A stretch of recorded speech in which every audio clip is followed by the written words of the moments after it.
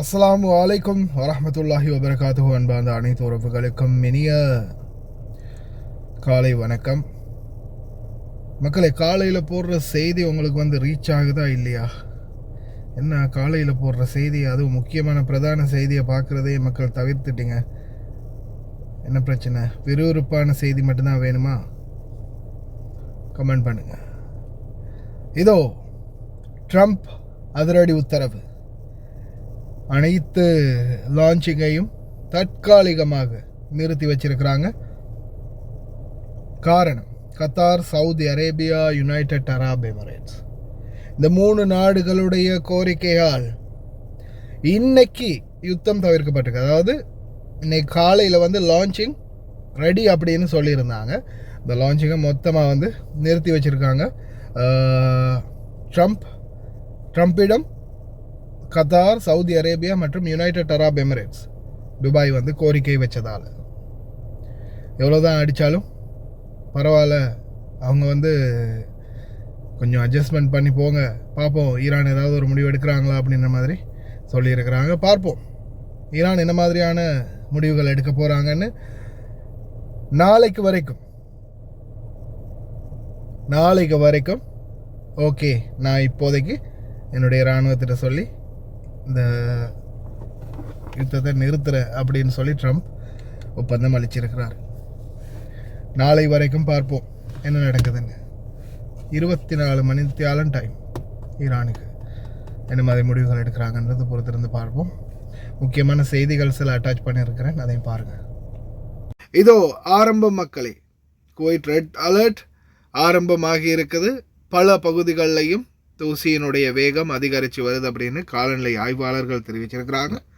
இந்த சூழலில் பார்த்தீங்கன்னா ஈராக்குடைய நஜஃப் பகுதிகளில் அதிகமான செம்புழுதி காற்றுடன் வேகமாக ஆரம்பிச்சிருக்கிறது அப்படின்றதும் குறிப்பிடத்தக்கது. அதே மாதிரி பார்த்தீங்கன்னா, இப்போ நான் வெளியில் காலையில் கதவு திறந்து பார்த்தேன், கொஞ்சம் லைட்டாக நம்ம ஏரியாவில் அந்த தூசியினுடைய தாக்கம் இருக்குது. அதே போல் ருத்தூபா, அந்த ஒரு விதமான சூடு, ருத்தூபா சூடு இன்றைக்கி ஃபீல் பண்ணக்கூடியதாக இருந்துச்சு. ஏசிக்குள்ளேருந்து வெளியே வந்ததுமே கவனமாக இருங்க. கிட்டத்தட்ட 17,800 டிராஃபிக் வயலேஷன்ஸ் கிட்டத்தட்ட ஒரு வாரத்துக்குள்ளே மட்டும். தயவுசெய்து கவனம், வாகன ஓட்டுநர்கள், சாலைகளை கடக்கிறவங்க உட்பட. அதே மாதிரி ஜஹரா கவர்னரேட் பகுதிகளில் எலக்ட்ரிசிட்டி மற்றும் குவைத்துடைய முனிசிபாலிட்டி அதிரடி கண்காணிப்பு. அதே போல் ஹவாலி பகுதிகளில் பார்த்திங்கன்னா, இந்த லைசன்ஸ் அப்ரூவலையும் தாண்டி இந்த வெளியில் ரோட்டோரமாக நிறைய பொருட்களை டிஸ்பிளே பண்ணக்கூடிய கடைகளை அதிரடியாக முனிசிபாலிட்டி நடவடிக்கை எடுக்க ஆரம்பிச்சிருக்கிறாங்க. அதே மாதிரி கிட்டத்தட்ட 11 பேர் போதைப் பொருள் வியாபாரத்தில் சிக்கியிருக்கிறாங்க. இதில் பார்த்திங்கன்னா 2 குவைத்தி குடிமக்கள் மற்றும் எஜிப்திய நாட்டவர், இந்திய நாட்டவர், பங்களாதேஷ், நேபாள் மற்றும் பெதூன், அதாவது குவைத்திகள் அல்லாத குவைத்திகள் மாதிரி இருக்கக்கூடிய பெதூன்கள் உட்பட 11 பேர் கைது பண்ணப்பட்டிருக்காங்க மதுபானம், போதைப் பொருள் போன்ற வழக்குகளில். கோடான கோடி நன்றிகள் உள்துறை அமைச்சகம் மற்றும் குற்ற புலனாய்வு துறைக்கு.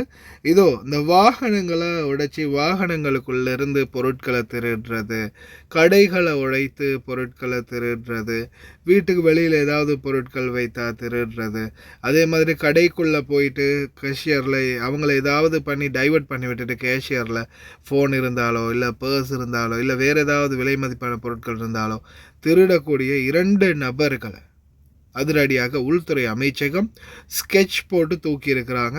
ரொம்ப சந்தோஷம். இந்த மாதிரி திருட்டு பயல்களை முடிஞ்ச வரைக்கும் வேகமாக பிடிச்சால்தான் நிம்மதி. ஏன்னா வெளியில் வாகனத்துக்குள்ளே ஏதாவது ஒரு பொருள், முக்கியமான பொருளை கூட வச்சுட்டு போக முடியாத சூழல் உருவாகி இருக்கிறதால தயவு செய்து வாகனங்களுக்குள்ளே நீங்களும் பொருட்கள் வைக்கிறத தவிர்த்துக்கோங்க.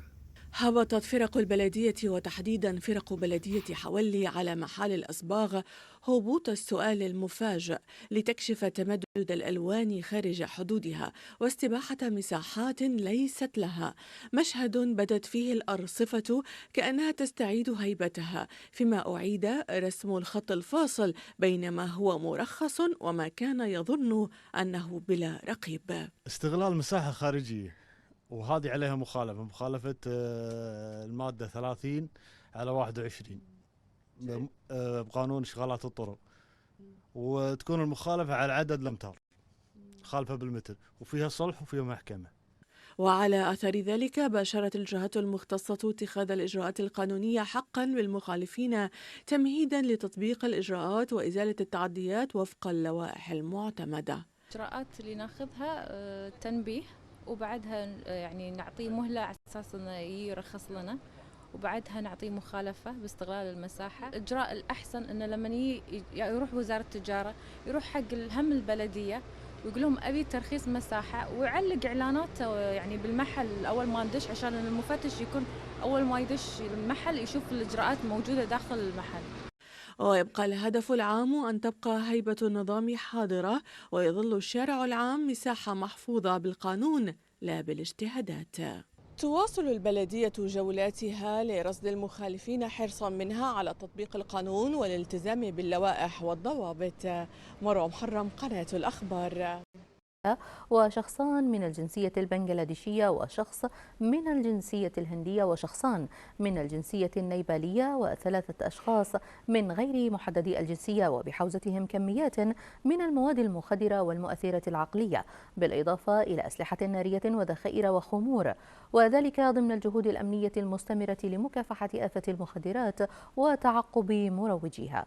وقد أسفرت عمليات الضبط عن العثور على المضبوطات التالية: ضبط حوالي 150 جرام من سائل الشبو، وضبط حوالي 43 جرام من مادة الشبو، ضبط حوالي 41 جرام من مادة الحشيش المخدرة، ضبط حوالي 80 جرام من مادة اللاريكا و210 كبسولات من مادة اللاريكا، ضبط حوالي 202 جرام من مادة الهيروين، ضبط حوالي جرام واحد من مادة الكوكايين، ضبط حوالي 70 ملي من سائل مادة الكيميكال، وضبط حوالي 507 حبات من مادة الكيبتاغون، وضبط سيجارتي حشيش ملفوفة، وضبط 6 زجاجات خمور، وضبط 3 جراكل تحتوي على مواد كحولية، وضبط ميزانين حساسين لوزن المواد المخدرة، وضبط سلاح ناري و39 طلقة ذخيرة حية ومخزون سلاح واحد، ضبط مبلغ مالي يقدر ب290 دينارا حصيلة الإتجار. وقد تم اتخاذ الإجراءات القانونية اللازمة بحق المتهمين وإحالتهم إلى جهة الاختصاص لاستكمال التحقيقات واتخاذ ما يلزم بحقهم.